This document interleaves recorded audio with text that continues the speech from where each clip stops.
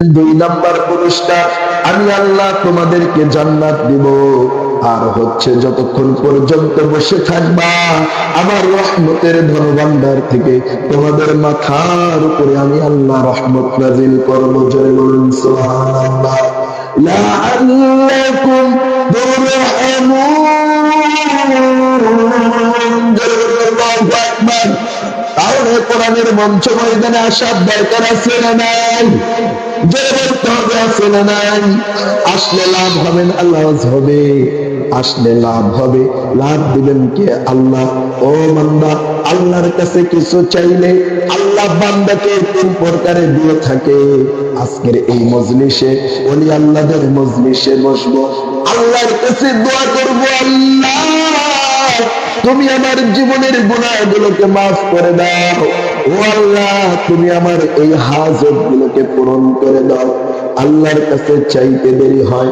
আল্লাহ বলে, বান্দারে আমি তিন ভাবে তোমার দোয়াকে কবুল করি। তুমি বান্দা যেটা চাও আমি আল্লাহ সেটা দিয়েও তোমাকে সন্তুষ্ট করি।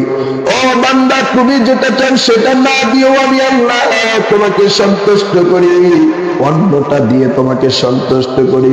আর তিন নাম্বার দাওয়াটা হচ্ছে হাসরের ময়দানে আমি আল্লাহ তোমাকে ডান হাতে দিয়ে দিব। জোরে বলুন সুবহানাল্লাহ।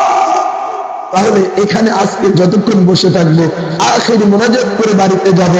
এই আখির মোনাজাত করে গুনাহ মাফ করে নিয়ে বাড়িতে যাব। ইয়াকিন বিশ্বাস আছে আল্লাহর ওলিদের সোহবতে এসেছি, মাহফিলে এসেছি, কুরআনুল কারীমের মাহফিলে এসেছি, আল্লাহ আমার জীবনের গুনাহ মাফ করবে। কথা বলেন ঠিক কিনা? এই ইয়াকিন, এই বিশ্বাস নিয়ে আসতে হবে। সম্মানিত প্রিয় উপস্থিতি, তাহলে আমি যে আয়াতে কারিমা তেলাওয়াত করেছি আয়াতের উপরে কিছু সময় কথা বলবো। কথা বলে ইনশাআল্লাহ আমি আপনাদের কাছে দোয়া নিয়ে বিদায় নেব। গত 20 তারিখে আমার মাদ্রাসার প্রোগ্রাম ছিল, সেই প্রোগ্রামে হুজুর কেবলা ছিলেন, কিন্তু সেখানে আমি মোটামুটি মাহফিল পরিচালনা এবং সব আঞ্জাম করতে গিয়ে আমি নিজেও একটু অসুস্থ হয়ে পড়েছি। আমি বেশি সময় কথা বলবো না। প্রধান বক্তা আসছেন, আরো একজন ভাই আসছেন, ইনশাআল্লাহ তারা আপনাদের সামনে কথা বলবে। আমি যে আয়াতে কারিমা তেলাওয়াত করছি এটার উপরে কিছু সময় কথা বলবো। কথা বলে ইনশাআল্লাহ আমি দোয়া নিয়ে আমার আলোচনা শেষ করতে চাই। ইনশাআল্লাহ আপনারা সময় দিবেন তো? জোরে বলতে হবে, সময় দিবেন তো? আমার বেশি লোকের দরকার নাই। খালিদ বিন ওয়ালিদের মতো 10-12 জন 50 জন থাকলেই হবে। কথা বলেন ঠিক কিনা? যদি বুকে ইমাম থাকে 2 জনেরই যথেষ্ট। কথা বলেন ঠিক কিনা? যদি বুকে ইমাম থাকে 2 জন দিয়েই ভালো কিছু করা সম্ভব। কথা বলেন ঠিক কিনা? আমার দিনী ভাইয়েরা, বুকের ইমান আছে বিদায় এই যে কয়েকদিন পূর্বে ওসমান হাদি নামক একজন যুবক, সে সত্যের পক্ষে, সে সত্যের পক্ষে, ন্যায়ের পক্ষে কথা বলতে গিয়া তাকে গুলি করে দুনিয়া থেকে জর্জরিত একজন যুবককে বিদায় করে দিল। কথা বলেন ঠিক কিনা? এরকম ইমানদার বেশি, এরকম ভাও ইমানদারের দরকার নাই। খাঁটি ইমানদার অল্প হলেই বিজয়ী আসবে। কথা বলেন ঠিক কিনা? আমার দুই ভাইরা যে আয়াতে কারিমা তেলাওয়াত করেছি এই আয়াতের উপরে আমার আল্লাহ পাক 2টা পাঠ দিয়েছেন। একটা হচ্ছে ওয়াকাদা রাব্বুকা আল্লা তা'বুদু, আমরা গোলামকা, আল্লাহ সুবহানাহু গোলামকা, আমরা বান্দাগার, আমরা ইবাদত করবেকার, আমরা কথা শুনবেকার। আল্লাহর যে হুকুম দিয়েছেন সেই হুকুমের উপরে অটল অবিচল থাকার দরকার আছে না? আর একটু আওয়াজ দিয়ে বলুন, আছে না? আমার আল্লাহ রাব্বুল আলামিন বলেন, ওয়াকাদা রাব্বুকা আল্লা তা'বুদু ইল্লা ইয়্যাহু ওয়া বিল ওয়ালিদাইনি ইহসানা। আল্লাহ রাব্বুল আলামিন বলেন, ওয়াকাদা রাব্বুকা, হে বান্দা আমি তোমাদের প্রতিপালক, আমি তোমাদের রব। ও বান্দা আমি তোমাদেরকে সৃষ্টি করেছি মায়ার করে, মোহাব্বত করে। আল্লাহ রাব্বুল আলামিনকে যদি বলি, আল্লাহ আমাদেরকে কিরকম মায়া করে আপনি সৃষ্টি করেছেন।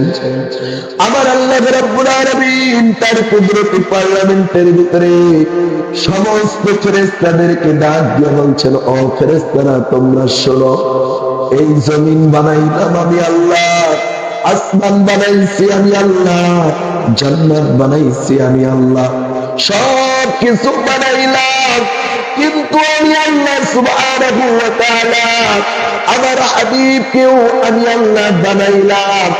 বানানোর পরে আমার মনে হচ্ছে এই জাহানের ভিতরে আমার সৃষ্টিকুলের ভিতরে কোনো কিছুর একটা কমতি পাওয়া যাচ্ছে।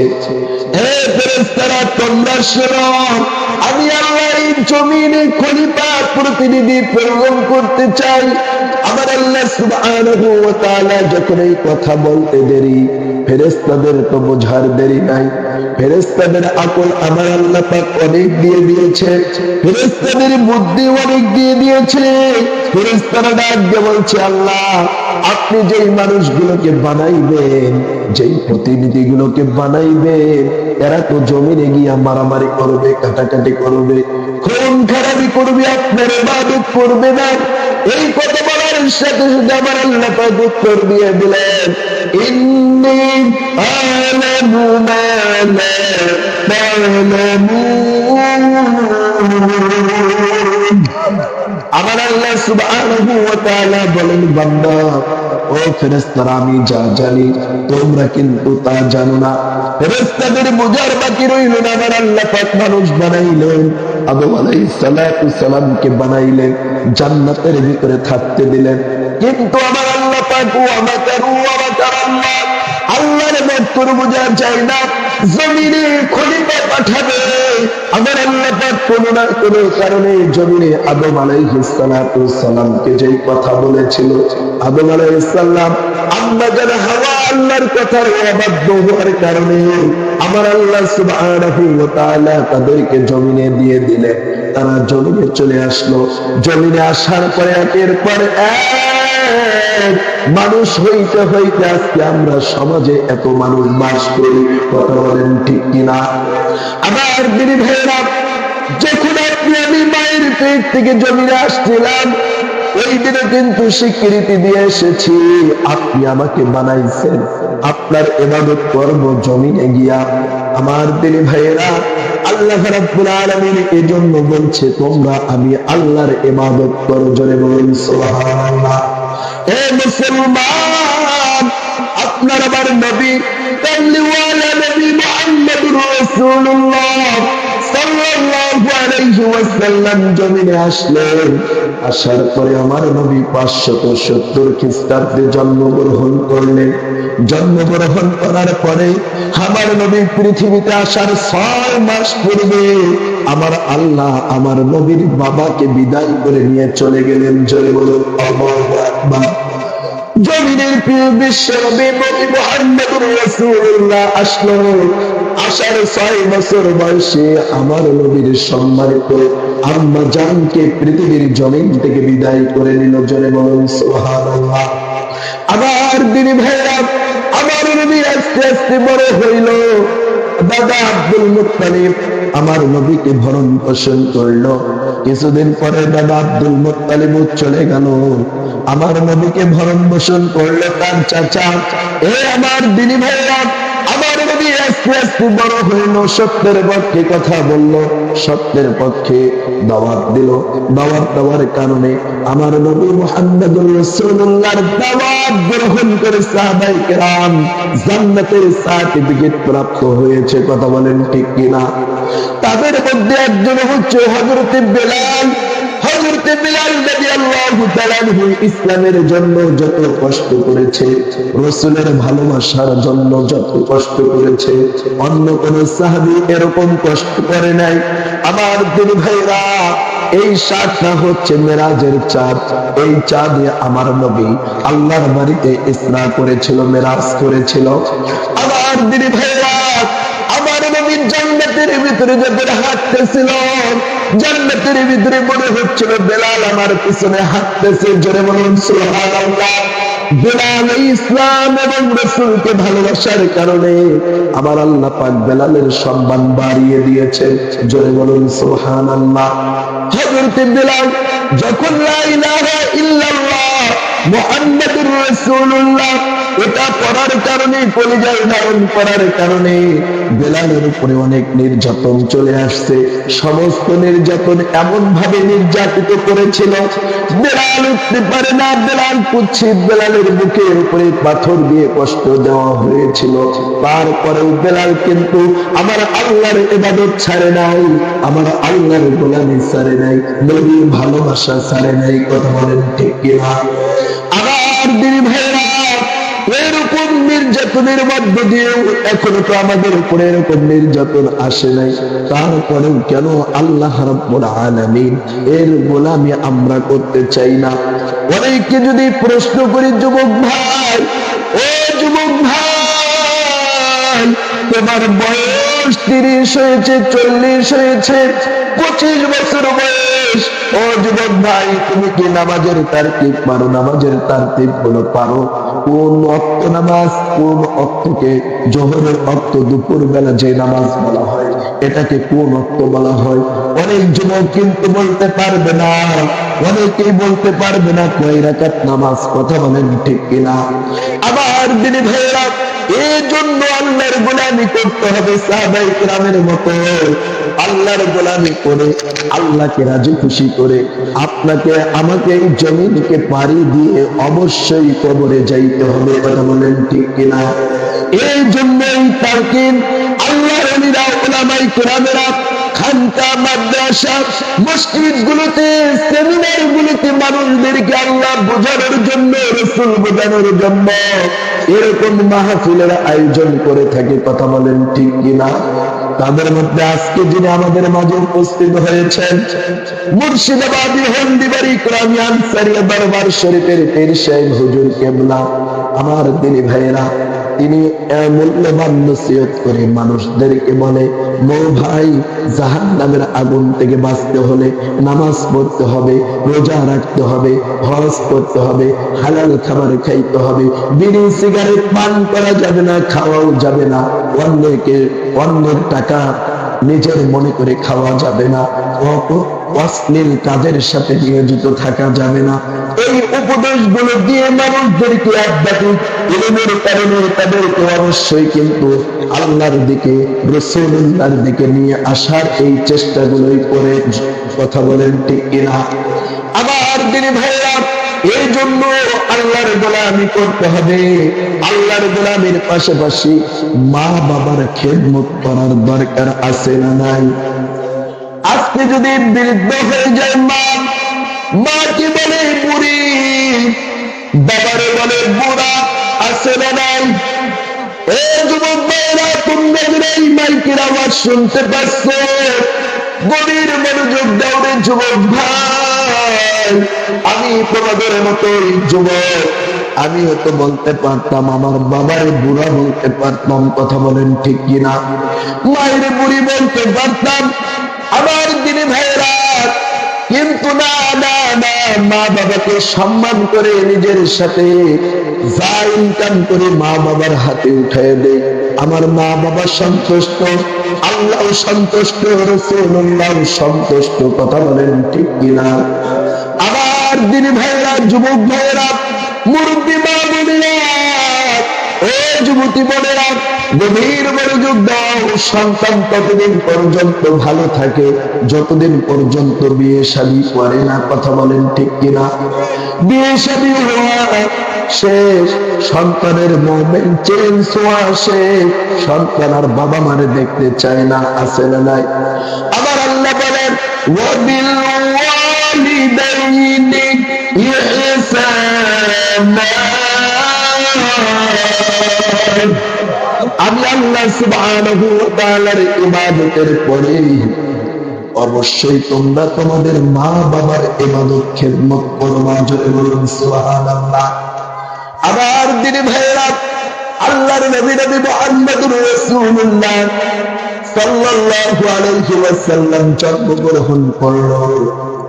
হযরত সেই সময় কিন্তু বাচ্চা জন্মগ্রহণ করলে, পৃথিবীতে আসলে বাচ্চাদেরকে 5 বছর পর্যন্ত মানুষেরকে দত্তক দেওয়া হতো।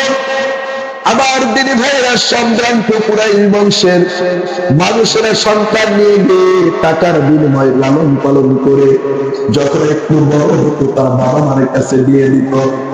আবার নবীকে নিয়ে গেলেন হযরত হালিমাতুস সাদিয়া। সাদিয়া যখন নিয়ে গেল, আমার নবীকে দেওয়ার কারণে হালিমার সংসারের ভিতরে আমার আল্লাহ পাক বরকত দিয়ে দিল। হযরত হালিমার সংসারে আমার আল্লাহ পাক অনেক সম্পদ দিয়ে দিল। এ আমার যুবক ভাইরা, মুরব্বি বাবাজিরা, ও মা বোনেরা, হযরত হালিমাতুস সাদিয়া আমার রাসূলের দুদুমা। হালিমাতুস সাদিয়া একদিন আমার রাসূলের দরবার পর্যন্ত চলে আসলো। আমার রাসূল বসে থাকা অবস্থা, ইতিমধ্যে আমার রাসূল যখন বসেছিল, হালিমাতুস সাদিয়া আসতে রাসূলের কাছে যখন চলে আসলো, আমার রাসূল থপ করে দাঁড়িয়ে গেল। দাঁড়িয়ে যাওয়ার সাথে সাথে নিজের শরীরের শাল মোবারক বিছায়া দিয়ে বলছে, মা তুমি এখানে বসো। সুবহানাল্লাহ। এই দৃশ্য সাহাবায়ে কেরাম দেখার পরে রাসূলুল্লাহ কি ডাক দিয়ে বলছেন, ইয়া রাসূলুল্লাহ, কত মহিলা মানুষ তোমার দরবারে আসে গো নবী, কেউ তো কারো জন্য আপনি এরকম বিছানা করে দেন না, আপনি কেন এই মহিলার জন্য করে দিলেন? এই মহিলাটা কে? আমার নবী ডাক দিয়ে বলেন, এ সাহাবীরা, তোমরা শুনো, তোমরা শুনে থাকো, ইনি আর কেউ নাই, ইনি হচ্ছেন আমার দুদুমা হালিমাতুস সাদিয়া। আমি জন্মের পরে এই মায়ের দুধ পান করে আমি পৃথিবীতে বেঁচেছিলাম। আজকে ওই মায়ের সম্মান আমি নবীর কাছে অনেক বেশি। জোরে বলেন সুবহানাল্লাহ। আবার দিনী ভাইয়েরা, শুধুমাত্র তাই নয়, আল্লাহর নবী নবী মুহাম্মদুর রাসূলুল্লাহ যতদিন মায়ের সাথে ছিলেন মাকে অনেক সম্মান করেছেন এবং রাসূলুল্লাহ বলে গিয়েছেন, হুমা জান্নাতুকা ওয়া নারুকা, ও আমার উম্মতরা তোমরা শোনো, তোমাদের জান্নাত তোমাদের বাড়িতে আছে, তোমাদের মা বাবার পদতলে তোমাদের জান্নাত, তোমাদের মা বাবার পায়ের তলে জাহান্নাম।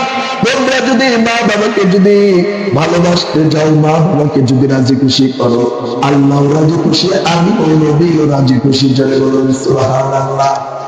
আবার দিনী ভাইয়েরা, একজন মা পৃথিবীতে যখন একটা সন্তানকে ভূমিষ্ঠ জন্মগ্রহণ দেয়, একটা সন্তান যখন পৃথিবীর জমিনে আসে, ওই মাটা অনেক কষ্ট করে। কথা বলেন ঠিক কিনা? মেডিকেল সায়েন্স প্রমাণ করে, ওই মাটা যখন একটা সন্তানকে পৃথিবীতে নিয়ে আসে, ওই মায়ের এত কষ্ট হয়, এত কষ্ট হয়। এই কষ্টটা কোনো মানুষ যদি, কোনো পুরুষ যদি বুঝতো, ওই পুরুষ ওই সন্তানকে গলা কেটে মেরে ফেলতো। কথা বলেন ঠিক কিনা? কিন্তু মা 1 মাস, 2 মাস, 3 মাস, 4 মাস যখন পেটের ভিতরে চলে আসে, সন্তান যখন নাড়াচাড়া শুরু করে দেয়, আমার আল্লাহ সুবহানাহু ওয়া তাআলার হাবিব বলেন, ওই নড়াচড়ার কারণে ওই মা অনেক কষ্ট পায়। এই কষ্টটা পৃথিবীর কোন মানুষের কাছে বলে না। জোরে বলুন আল্লাহু আকবার। শুধুমাত্র তাই নয়, এই মা আমার দিন ভাইরা একদিন, 2 দিন নয়, 3 দিন নয়, 6 মাস যখন অতি উত্তম পার করেন, ওই মুহূর্তের ভিতরে মেডিকেল সায়েন্স ডাক্তার প্রমাণ করে মায়ের যে বাচ্চার থলিটা, এই থলিটা হলো 10 ইঞ্চি 6 ইঞ্চি। এই 10 ইঞ্চি থলির ভিতরে যখন একটা বাচ্চা জন্মগ্রহণ করে আস্তে আস্তে বড় হয়, যখন বাচ্চাটা পৃথিবীতে আসে 18 ইঞ্চির বেশি লম্বা হয়। আবার দিনী ভাইরা, ওই সন্তান যখন মায়ের পেটের ভিতরে আস্তে আস্তে বড় হয়, ওই মা যখন খানা খাওয়া শুরু করে দেয়, ওই খানা খাইতে গিয়া সন্তানটা কিন্তু মায়ের কলিজার ভিতরে লাথি মেরে দেয়। কথা বলেন ঠিক কিনা? মা পৃথিবীর কোন মানুষ কি বলে না রে যুবক, ও যুবতী বোনেরা, গভীর মনোযোগ দাও। মা কিন্তু কোনোদিন কোনো মানুষকে বলে না, শুধুমাত্র চোখ দিয়ে দর দর করে পানি পরে খাবারের থালিটা জল দিয়ে ফেলে দিয়ে ঘরের ভিতরে এসে বিছানায় কিন্তু শুয়া শুয়া পোপায়া কাঁদে আর বলে, আল্লাহ এই কষ্টগুলো ধৈর্য ধারণ করার তৌফিক আপনি আমাকে দিয়ে দান। জোরে বলুন আল্লাহু আকবার। আমার দিদি ভাইরা, এই কথা বলার পরে হঠাৎ করে কিন্তু এক সময় আমার ব্যথাটা থেমে যায়। আমার দিদি ভাইরা, সর্বশেষ 9 মাস অথবা 10 মাসে যখন সন্তান পৃথিবীতে আসে, আমেরিকান সায়েন্স গবেষণা করে তারা একটা থিওরি দিয়েছেন। সেই থিওরিটা হচ্ছে ওই বাচ্চাটা 9.5 মাস বা 10 মাস পর্যন্ত পৃথিবীর জমিনে আসার পূর্ব করে মায়ের পেটের ভিতরে একটা দুইটা লাথি মারে না, একটা দুইটা 1000 2000 লাথি নয়। ওই সন্তানটা মায়ের পেটে কলিজার ভিতরে 4500 বেশি লাথি মারে। জোরে বলুন আল্লাহু আকবার। মায়ের পেটে যখন সর্বশেষ লাথি মারে, মা অজ্ঞান হয়ে পড়ে যায়। মায়েদের মুরগির গলা কাটা মুরগির মতো রক্ত খনন হয়। আমার দুই ভাইরা পৃথিবীতে আসবে আসবে, আসে না। মা কষ্ট পায়, অজ্ঞান হয়ে পড়ে যায়। তারপরে সন্তান যখন দাই মারা আসে, ওই দাই মারা সন্তানকে যখন পৃথিবীতে নিয়ে আসে, আসার পরে মা অজ্ঞান হয়ে পড়ে যায়, কোনো হুঁশ থাকে না। আমার দিদি ভাইরা, রাসূলুল্লাহ বলেন, সর্বোচ্চ যেই লাঠিটা সন্তান মারে, ওই সন্তানের ওই লাঠিটা মায়ের কলিজা ছিদ্র করে বাইরে হয়ে যায়। আল্লাহু আকবার। মা অজ্ঞান হয়ে পড়ে থাকে, ওই মুহূর্তের ভিতরে কোনো অবস্থায় থাকে না। আমার দিদি ভাইরা, সন্তান পৃথিবীতে আসে, আসার পরে ওই মা ওই সন্তান যখন উম্মা উম্মা বলে কাঁদে, ওই মুহূর্তের ভিতরে মায়ের কান বরাবর যখন সন্তানের কথাগুলো চলে যায়, ওই মুহূর্তের ভিতরে মা যখন বুঝতে পারে আমার এত কষ্টের মাঝেও আমার বুকের সোনা মানে আমাকে উম্মা বলে মা বলে ডেকেছে, আমার আল্লাহ সুবহানাহু ওয়া তাআলা এই মায়ের ডাকের কারণে, উম্মা বলার কারণে মায়ের কলিজার ছিদ্রটা আমার আল্লাহ পাক ওই মেডিসিন দিয়ে ভালো করে দেয়। আমার দিদি ভাইরা, এর জন্য মা প্রতিটি মুহূর্তে সন্তানের প্রতি দরদ করে। যুবক ভাইরা, বিয়ে করার আগে মার সাথে ভালো আচরণ, বাবার সাথে ভালো আচরণ, কিন্তু বিয়ে শাদী শেষ, টাকা পয়সার মালিক হওয়া শেষ।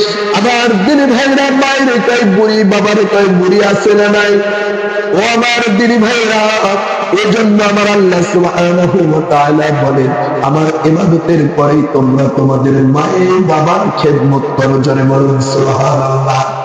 হযরত মুসা আলাইহিস সালাতু সালাম আমার আল্লাহকে ডাক দিয়ে বলছেন, আল্লাহ, এই জামানার ভিতরে আমি মুসা ব্যতীত আর কোন আমলদার মানুষ নাই, আমি মুসা ব্যতীত আর কোন ভালো মানুষ নাই।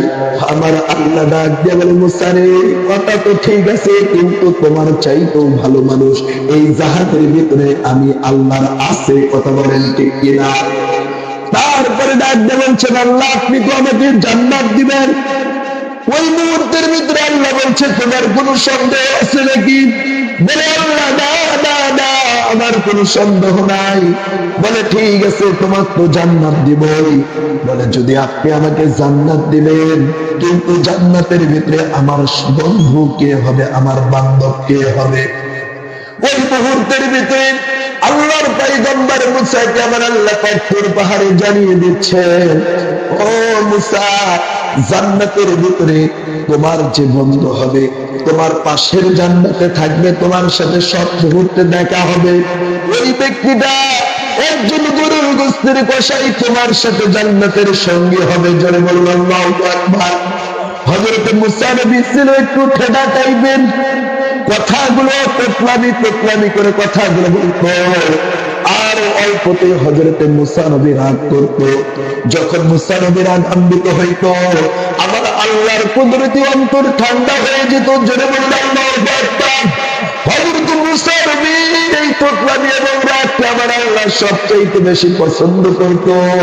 এই জন্য মুসা নবীকে এরকম কাজ দিত। একদিন মুসা নবী আল্লাহকে ডাক দিয়ে বলছেন, আল্লাহ, ও আল্লাহ, আজকে আমি আপনাকে এমন একটা জটিল প্রশ্ন করতে চাই, এই জটিল প্রশ্নের জবাব আপনাকে দিতে হবে। জোরে বলুন আল্লাহু আকবার। হযরত মুসা নবী আল্লাহকে ডাক দিয়ে বলছেন, আল্লাহ, আপনি কি দিতে পারবেন? বলে, মুসা, এই জাহাজ আমি আল্লাহ তৈরি জিকিরি করেছি, সব কিছুর প্রশ্নের জবাব আমি আল্লাহর কাছে আছে, তুমি প্রশ্ন করতে পারো।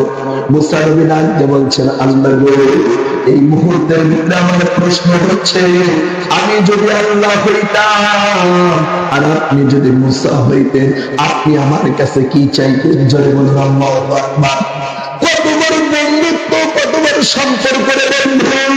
এই সম্পর্ক না হলে আল্লাহকে এত বড় কথা বলতে পারতো না। কথা বলেন ঠিক কিনা? আমার দিদি ভাইরা, আল্লাহ দাবত দিয়ে বলে, মুসা রে, এটা তো কখনোই সম্ভব নয়, তুমি তো আল্লাহ হতে পারবা না, আর আমি মুসাও হব না। মুসা নবী বলে, আল্লাহ আপনি রাগ কইরেন না, আপনাকে প্রশ্ন করলাম যদি হইতাম, যদি। আবার দিদি ভাইরা, আবার আল্লাহ পাক ডাক দিয়ে বলেন, মুসা রে, তুমি যদি আল্লাহ হইতাম, আমি যদি মুসা হইতাম, তোমার কাছে সবচাইতে একটা জিনিস চাইতাম। কয়টা? জোরে বলেন, আরো জোরে বলেন। একটা জিনিস চাইতাম। কোন জিনিস চাইতাম? আমার আল্লাহ সুবহানাহু ওয়া তাআলা কোন জিনিসটা মুসার কাছে চাইতো এটা পরবর্তীতে বলছি, কিন্তু আমার দিদি ভাইরা, হযরতে মুসা ডাক দিয়ে বলছেন, আর ভালো মানুষ আপনি পান নাই, গরুর গোশতের কষাই আমার সাথে জান্নাতের ভিতরে রাখবেন। আল্লাহ ডাক দিয়ে বলেন, উনি ওনার আমল আমার সবচাইতে বেশি পছন্দ হয়েছে। আমার দিদি ভাইরা, এই কথা বলার সাথে সাথে হযরত মুসা নবী ওই মুহূর্তের ভিতরে আমার আল্লাহকে প্রশ্ন করে, ও রব্বুল আলামিন, আমি তার সাথে একটু দেখা করতে চাই, তিনি কি আমার রাজ্যের ভিতরে আছে, পাশাপাশি আছে? হযরত মুসা নবীকে ডাক দিয়ে বলছেন, তুমি চলে যাও দক্ষিণ দিকে, যাইতে যাইতে একটা বাজার পাইবা, ওই বাজারের ভিতরে গরুর গোশতের কষাইয়ের সাথে তোমার দেখা হয়ে যাবে। জোরে বলুন সুবহানাল্লাহ। হযরত মুসা নবী ঠিকই চলে গেল। গরুর গোশতের কষাইয়ের চেহারার দিকে তাকায়া হযরত মুসা নবী কাউকে চিনে না, আর গরুর গোশতের কষাইদের ভিতরে ওই জান্নাতের কোনো সাবা বোঝা যায় না। কারণ একজন মানুষ ভালো হবে কিনা, এই যুবকটা ভালো কিনা, তার চলাফেরার কথাবার্তা, মানুষের সাথে নেশার সাথে কিন্তু একটা ভালোত্বের পরিচয় পাওয়া যায়। কথা বলেন ঠিক কিনা? আবার দিদি ভাইরা, হযরত মুসা নবী সবাইকে খুঁজতে খুঁজতে একবারে সেই জায়গায় গিয়ে দেখে একজন যুবক নিচু মাথা হয়ে সুন্দর করে কিছু বস্তু আছে, এই বস্তুগুলোকে এত ছোট করতেছিল। এই মুহূর্তের ভিতরে মুসা নবী দেখতেছে এর কপালেই তো জান্নাতের ছাপ দেখা যায়। দেখি একে একটু প্রশ্ন করি। বলছে, আসসালামু আলাইকুম গরুর গোশতের কসাই ভাই। বলে, ওয়ালাইকুম আসসালাম, কে তুমি? বলছে, ভাই আপনি কি গোশতটা বিক্রি করবেন? বলছে, না না না, ও ভাই আমি গোশত বিক্রি করবো না। মুসা নবী বলছে যে, না ভাই আপনি গোশতটা বিক্রি করেন। হযরত মুসা নবীকে ডাক দিয়ে বলছেন, আমি পারবো না, অন্য জায়গায় গোশত আছে, আপনি নিতে পারেন। হযরত মুসা নবীর সাথে কথা বলতে বলতে হঠাৎ করে গোশতগুলো প্যাক করে নিয়ে নিল। নেওয়ার পর বলছে, আমি বাসায় চলে যাব, দোকান বন্ধ।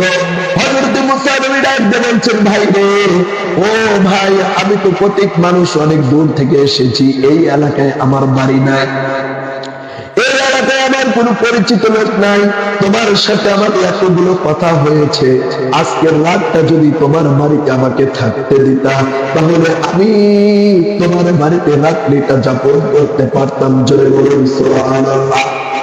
আমার দিদি ভাইরা, হযরত মুসা নবীকে ডাক দিয়ে বলছেন, পতি, আমার বাড়িতে থাকতে দিতে পারি, কিন্তু আমার বাড়িতে মানুষ নাই, তোমার খেদমত ভালো মতো করতে পারবো না। হযরত মুসা নবী ডাক দিয়ে বলতেছে, আমার খেদমত করার দরকার নাই, রাত্রিটা যাপন করতে দিলেই আমি খুশি হব। জোরে বলুন সুবহানাল্লাহ। আমার দিদি ভাইরা, মুসা নবীকে নিয়ে বাড়িতে চলে গেল।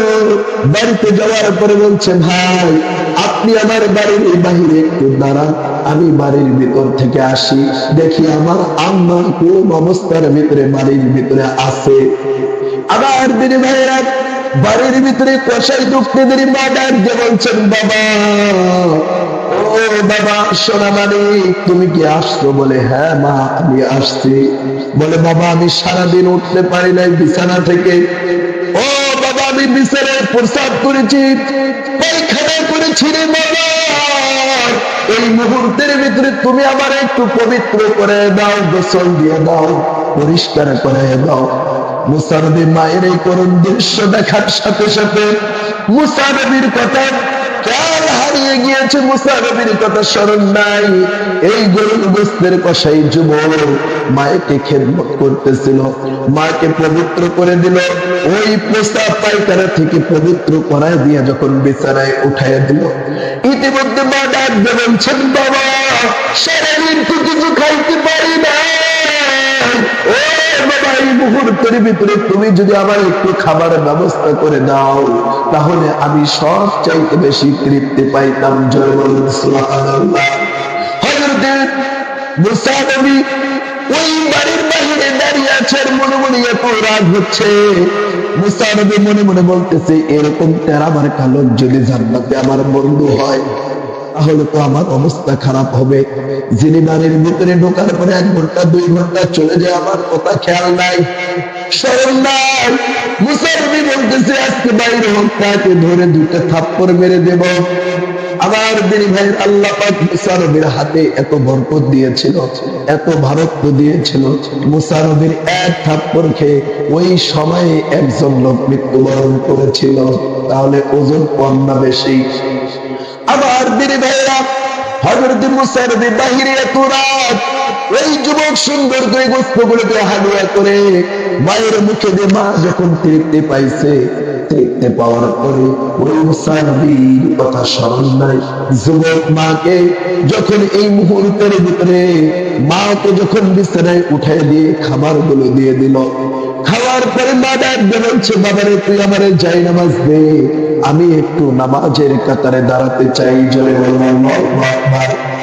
নামাজ কার ফরজ? জোরে বলতে হবে, নামাজ কার ফরজ? নামাজ পড়ার দরকার আছে না নাই? আমার আল্লাহ সুবহানাহু ওয়া তাআলা বলেন, একজন ব্যক্তি ওই সমস্ত নামাজি পারে মানুষকে অশ্লীল ব্যয়পনা কাজ থেকে বিরত রাখতে। জোরে বলুন সুবহানাল্লাহ।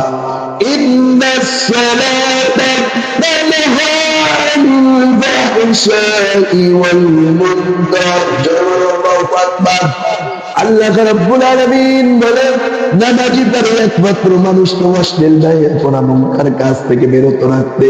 ও আমার দিনী ভাইরা, এই নামাজ এত বড় একটা নামাজ, যেই নামাজের কারণে আমার নবী তায়েফের ময়দানে রক্ত ঝরিয়েছে। কথা বলেন ঠিক কিনা? যেই নামাজের কারণে উহুদের ময়দানে দন্ত মোবারক শহীদ করেছেন। এই নামাজ কি ছাড়া যাবে না? নামাজ পড়তে হবে, নামাজ বাস্তবায়ন করতে হবে, নামাজ কাজের সাথে প্রমাণিত করে দিতে হবে। কথা বলেন ঠিক কিনা? আমার দিনী ভাইরা, হযরত মুসা নবী ওই মুহূর্তের ভিতরে বাহিরে দাঁড়িয়ে আছে। ওই যুবক তার মাকে জায়নামাজে দাঁড় করায় দিয়েছে। মা যখন নামাজ পড়তেছিল, হঠাৎ করে মনে পড়ে গেল, বাহিরে তো আমার একজন পথিক দাঁড়িয়ে আছে। পথিকের সামনে আসার সাথে সাথে মুসা নবী রাগ দেখিয়ে কথা বলছে, ভাই আপনার কি কোনো কমন সেন্স নাই? এই কথা বলার সাথে সাথে আমার দিনী ভাইরা, এই কথা বলতে ধরি যুবক 2 চোখের পানি ছেড়ে দিয়ে বলছে, পথিক ভাই আমার কোনো দোষ নেই রে ভাই। আমি যখন বাড়ির ভিতরে গেলাম, আমার মা অসুস্থ, মায়ের খিদমত মা প্রস্রাব পায়খানা করে ফেলেছে। ওই মাকে পবিত্রতা অর্জন করায় দিতে গিয়ে এত দেরি হয়েছে। মা পরে বলছে, আবার ক্ষুধা লাগছে। আমার বাড়িতে ভাই আমি বলেছি কোনো মানুষ নাই, আমি ওই মুহূর্তের ভিতরে মায়ের জন্য খাবারের ব্যবস্থা করি, মাকে খাওয়াইলাম। খাওয়ানোর পরে মাকে জায়নামাজে দাঁড় করিয়ে দিলাম। মা নামাজ পড়তেছিল, হঠাৎ করে আপনার কথা মনে পড়ে গেল। ও পথিক ভাই, আপনি বাড়িতে চলে আসে। আমার প্রিয় ভাইরা, ওই মুহূর্তের ভিতরে মা ওই মুহূর্তের ভিতরে বলছে, তাই নাকি? কয় হ্যাঁ। ও ভাই, ও যুবক গরুর গোস্তের কষাই, আমি তোমার মাকে দেখতে চাই, কেমন মা? ও আমার প্রিয় ভাইরা, এই কথা বলার সাথে সাথে ঘরের ভিতরে যাওয়ার পূর্বেই মা 2 কানা হাত উত্তোলন করে আল্লাহর কাছে দোয়া করে, ও রব্বে কারীম, ও আমার দয়ার আল্লাহ, আমার সন্তানকে আপনি এত ধৈর্য দিয়েছেন আল্লাহ, আরো ধৈর্যশীল বানায় দেন। ও রব্বুল আলামিন, আমি আমার সন্তানের জন্য আপনার কাছে কিছুই চাই না। ও আল্লাহ, আমার সন্তানকে এই জমানার সর্বশ্রেষ্ঠ পয়গম্বর হযরত মূসা নবীর সাথে আল্লাহ আপনি তার সাথে হাসর নাসর করায়া হযরত মূসার সাথে জান্নাতের সঙ্গী আপনি বাড়াইয়া দিয়ে জোরে বলুন সুবহানাল্লাহ। মায়ের দোয়া কবুল হয় কি হয় না? বাবার দোয়া কবুল হয় কি হয় না? আল্লাহ বলেন, মা বাবা দোয়া করতে দেরি, পর্দা ছাড়া আমি আল্লাহ কবুল করি। জোরে বলুন সুবহানাল্লাহ। সন্তান মা বাবার জন্য দোয়া করবে, এই দোয়া পর্দা ছাড়া আমার আল্লাহ পাক কবুল করেন। জোরে বলুন আল্লাহু আকবার। নারে তাকবীর। সম্মানিত প্রিয় উপস্থিতি, তাহলে মা বাবার দোয়া আল্লাহ পাক কবুল করেন। জোরে বলুন সুবহানাল্লাহ। আমার ভাইরা, এই মুহূর্তের ভিতরে হযরত মূসা নবী ঘরের ভিতরে রয়েছে। মা, আপনি হাতটা নামান, আপনার দোয়া আমার আল্লাহ কবুল করেছেন। জোরে বলুন সুবহানাল্লাহ। আর একটু আওয়াজ দিয়ে বলুন ইয়া রাসূলুল্লাহ।